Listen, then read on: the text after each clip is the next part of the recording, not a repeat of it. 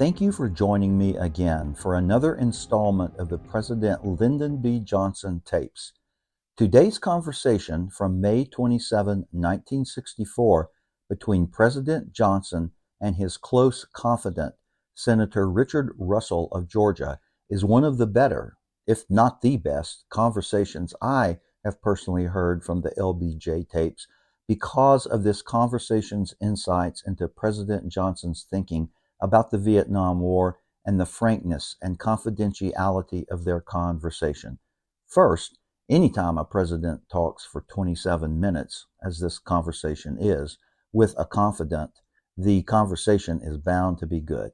Secondly, Russell cites some very specific incidences from the Korean War where aerial bombing was a complete failure and cautions Johnson about this. It's a very interesting history lesson. There are many great nuggets in this recorded conversation between the two, but I'm not going to editorialize it for you. You can draw your own conclusions. My final comment before you listen to the tape is that you will notice that I previously placed a few minutes of this conversation in my video, Lao First Strike, the 48 hours that took America to war, and you will recognize some references they talk about to events from my video, The Missing T-28s. And now, their conversation. Hello? Pretty good, are you, Mr. President? Oh, I'm got lots of trouble. I want to see what we all have those. What do you think about this Vietnam thing? What I'd like to hear you talk a little bit. Frankly, Mr. President, if you were to tell me that I was authorized to settle it as I saw fit, I would respectfully decline to undertake it. It's the damn worst mess I ever saw, and I don't like to brag. I never have been right many times in my life, but I knew we were going to get in this sort of mess when we went in there, and I don't see how we're going to ever get out without fighting a major war with the Chinese and all of them down there in those rice paddies and jungles. I just don't see it. I just don't know what to do. Well, that's the way I've been feeling for it's deteriorating. 6 months. Our position is deteriorating, and it looks like the more we try to do for them, the less they're willing to do for themselves. It's just a sad situation. There's no sense of responsibility there on the part of any of their leaders, apparently. It's all just through generations or even centuries, they have just thought about the individual and glorifying the individual, and that's the only utilization of power, just to glorify the individual, not to save the state or to help other people. And they just can't shed themselves of that complex. It's a hell of a situation. It's a mess, and it's going to get worse. And I don't know what to do. If I don't think the American people were quite ready for us to send our troops in there to do the fighting. And if it came down to an option of just sending Americans in there to do the fighting, which will, of course, eventuate into a ground war and a conventional war with China, and we do them a favor every time we kill a coolie, whereas one of our people got killed, it'd be a loss to us. If it got down to that or just pulling out, I'd get out. But then I don't know. There's undoubtedly some middle ground somewhere. If I was going to get out, I'd get the same crowd that got rid of old Dean to get rid of these people and get some fella in there that said he wished the hell we would get out. That'd give us a good excuse for getting out. I see no terminal date for any part of that in there. How important is it to us? It isn't important a damn bit. But all this new Well, I guess it's important Other isn't than it, from a psychological standpoint. I mean, yes, and from the standpoint that we are party to a treaty, and if we don't pay attention to this treaty, well, I don't guess they think we're paying attention to any of them. Yeah, but we're the only one paying any attention to it. Yeah, I think that's right. You see, other people just as That's much right. by that treaty. That's right, but just because somebody else... I think there's some 12 or 14 other countries. That's right. Party to it. There are 14 of them, but... I don't know much about the foreign policy, but it seemed to me there were several of them that were... Yeah, they're 14. Were parties to it, and other than question of our word and saving face, that's the reason I said that I don't think that anybody would expect us to stay in there. There's some old freebooter down in there that I've forgotten his name. I haven't heard about him lately, but he's still there. Sort of a hellraiser, and you don't know exactly what he wants. I think, but he's the most dangerous thing to the present regime. I think if he was to take over, he'd ask us to get out. And of course, we did. Under our theory of standing by self-determination of people, I don't see how we can say we're not going to go if he was in charge of the government. The thing is, it's going to be a headache to anybody that tries to fool with it. Now, you've got all the brains in the country, Mr. President. You better get hold of them. I don't know what to do about this. I saw it all coming on, but that don't do any good now. There's water over the dam, under the bridge, and we're there.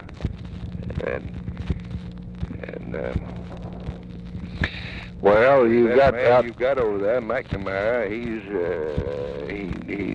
was up here testified yesterday for the committee. I didn't want to have him up here, but Howard County and some of them wanted to have him. So I set up here in 8:30 before I start the appropriation hearings. He's got he's been kicked around on it so well. I'm not sure he's as objective as he ought to be in surveying the conditions out there.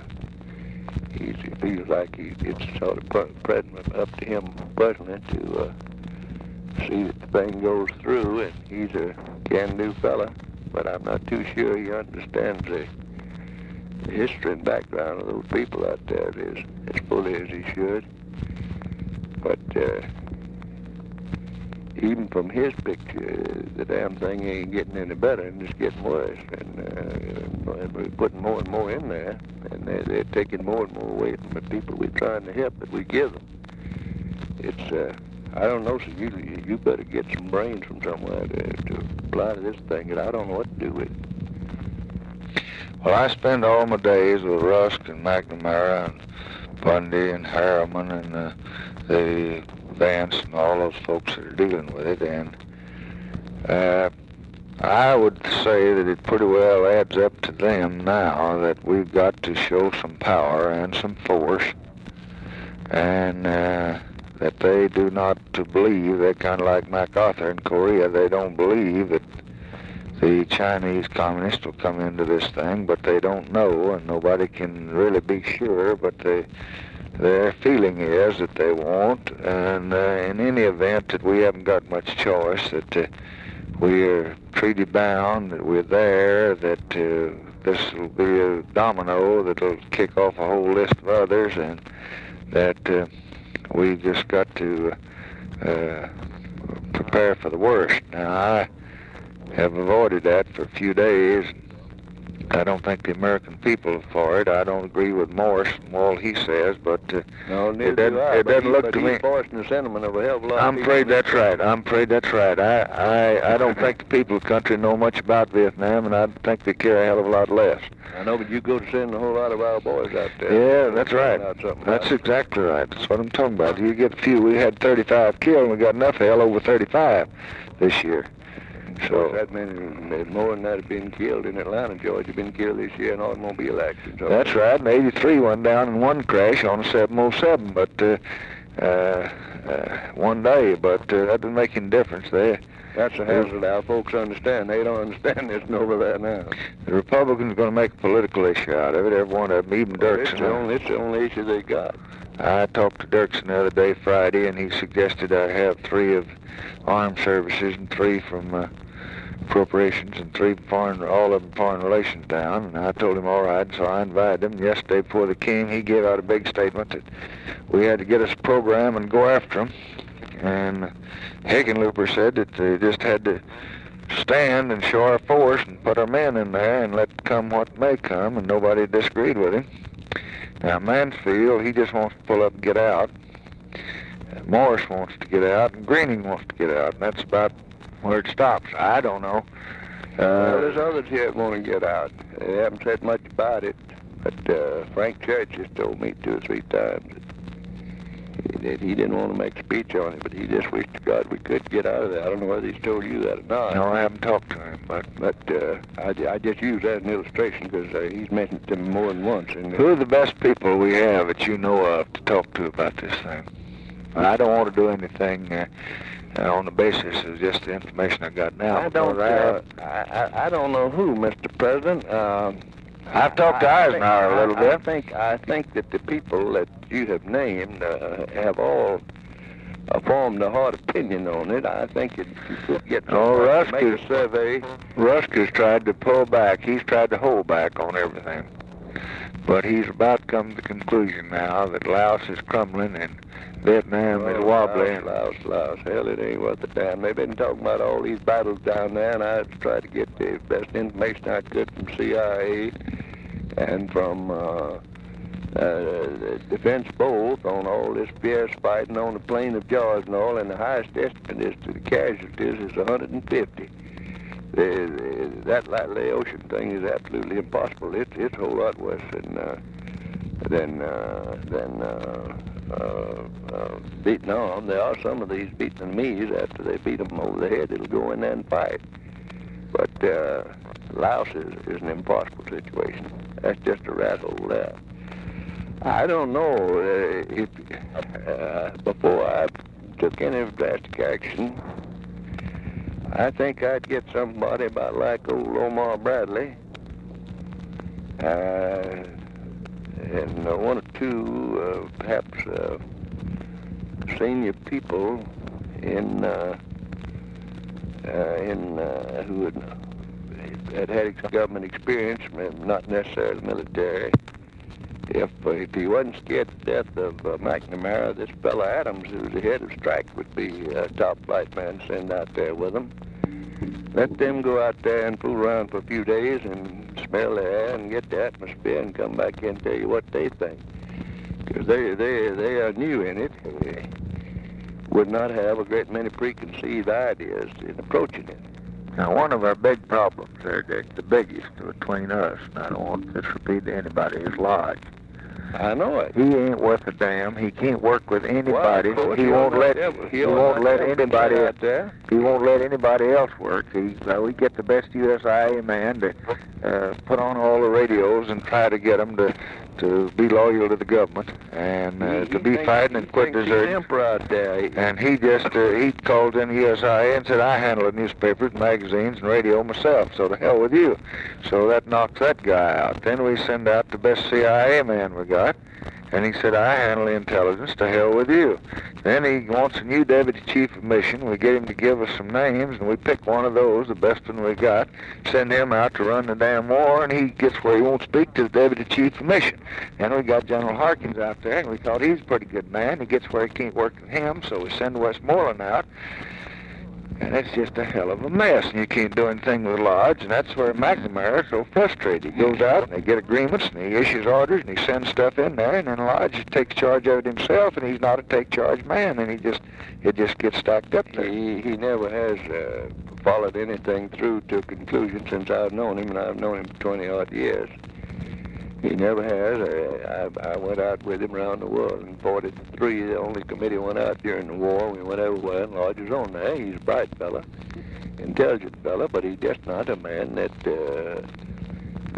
persists. And he thinks he's dealing with barbarian tribes out there, and that he's the emperor, and he's going to tell them what to do. Ain't a doubt in my mind. But he had old Dean killed out there himself. So that was a tragic mistake, and it's awful, and we've lost everything. He wanted to get somebody with more pliant to Lodge would do exactly what he said right quick. And he's living up on cloud 9. it's a bad mistake. I don't know. I think probably the best thing you could do would be to ask Lodge if he don't think about time he's coming home. Well, he'd be back home campaigning against us on this issue every day. God Almighty, he's going to come back anyhow when time comes. I'd give him a reason for doing it. He's going to come back. If you bring him back now, everybody will say, well, hell, he's mad because Johnson removed him out there. MacArthur couldn't, with all of his power, couldn't hurt Truman because everybody would have said, well, hell, he's just mad because he got removed. And though millions sympathized with him in it. And you needn't worry, Lodge will be in here. In my judgment, he'll be on that ticket in some way. I don't think they'll nominate him for president, but they may put him on there for vice president. Or whether they do or don't, he'll be back here campaigning for that campaign's over. I don't know. I better take that back. This thing is so hopeless for the Republicans. I doubt that he certainly got enough political sense to know that and not get his head chopped off in a perfectly foolish... Has Clay got any judgment on a thing like this? His experience? Yes, he has. He has, but though he's inclined to... he's the other area of the world, though, mostly, isn't he? I think Clay has... he knows... I'd take his judgment on most anything if he'd separate himself from his predilections, and he don't have any out in that part of the world. He's and I think people generally have got a good deal of respect for Clay's judgment too. And there's a great deal of affection and respect for old man Bradley. He's not in his dotage yet by a hell of a lot. I got him up here the other day getting some advice from him on some matters, and I found him very alert. He's so humble, I don't know, he'd just be a doormat for Lodge out there. But he's an intelligent man. Now, Clay wouldn't. Clay will he'd stand up to anybody if he feels like he got any support from high up places.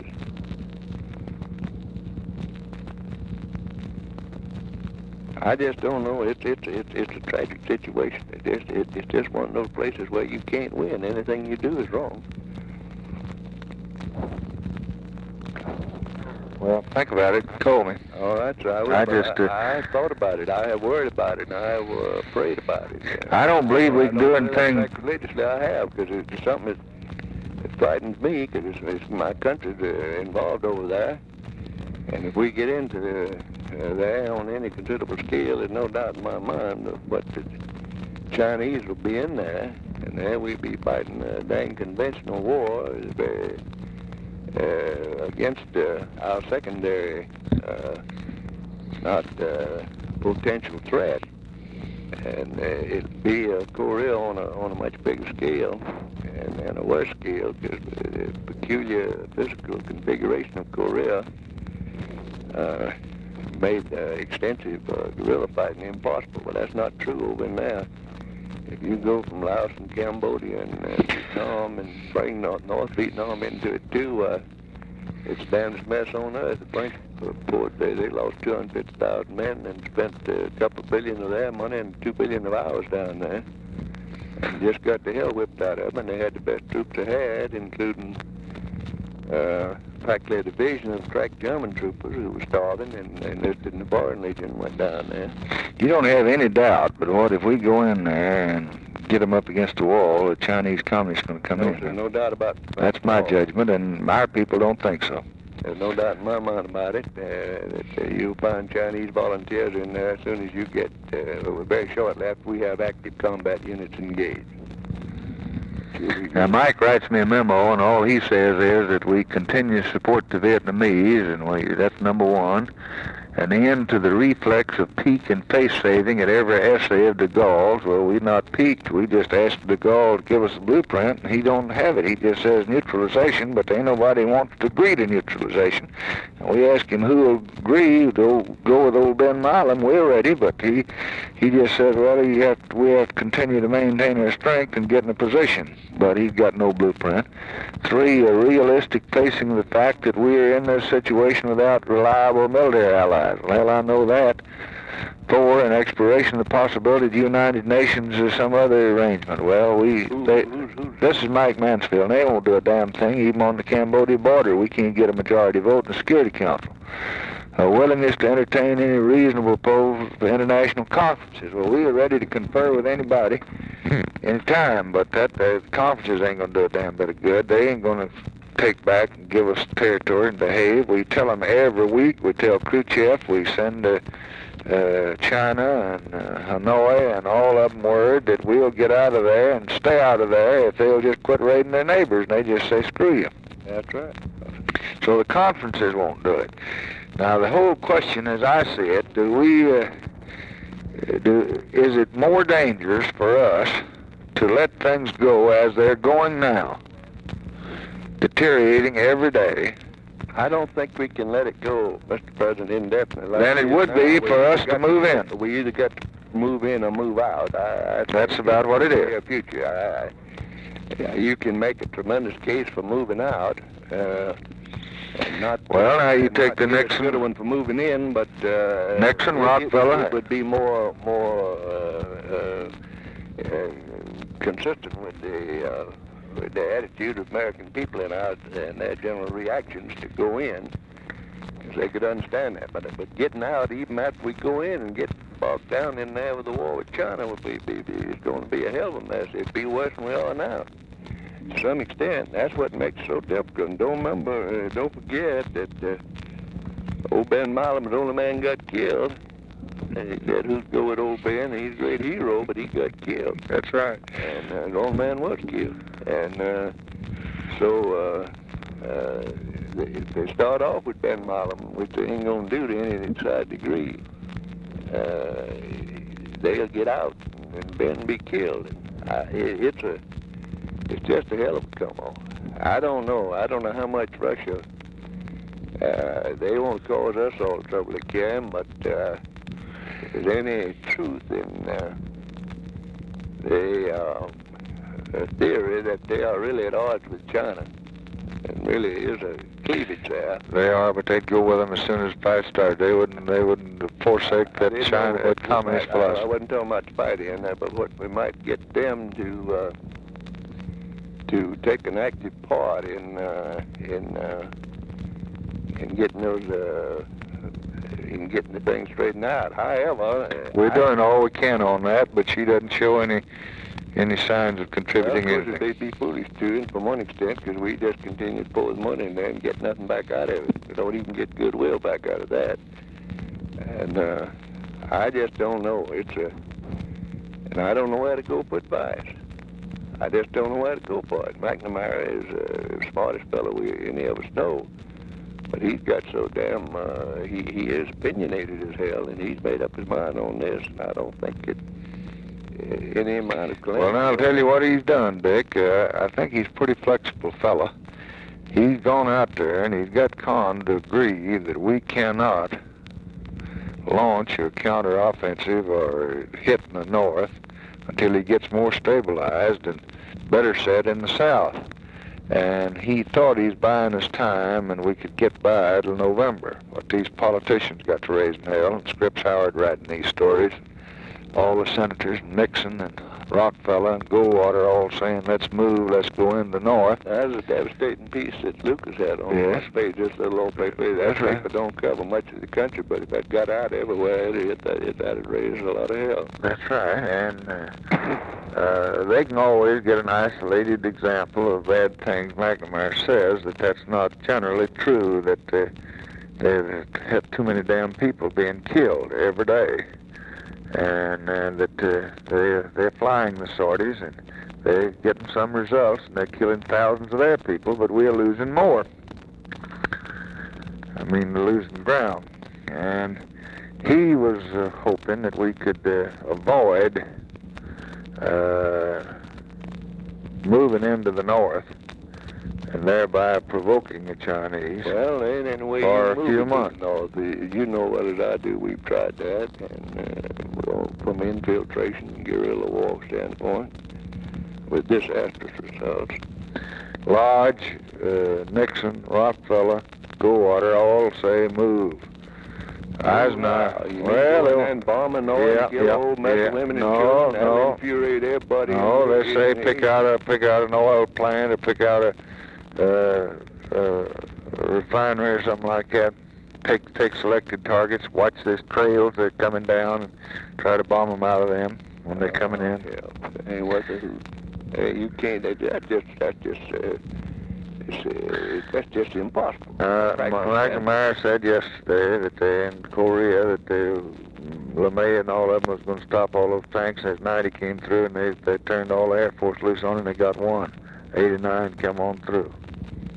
Well, we tried it in Korea. We even got out a lot of old B-29s to increase the bomb load and sent over there and just dropped millions and millions of pounds of bombs day and night, and in the morning we'd knock out the road at night, and in the morning the damn people be back traveling over it.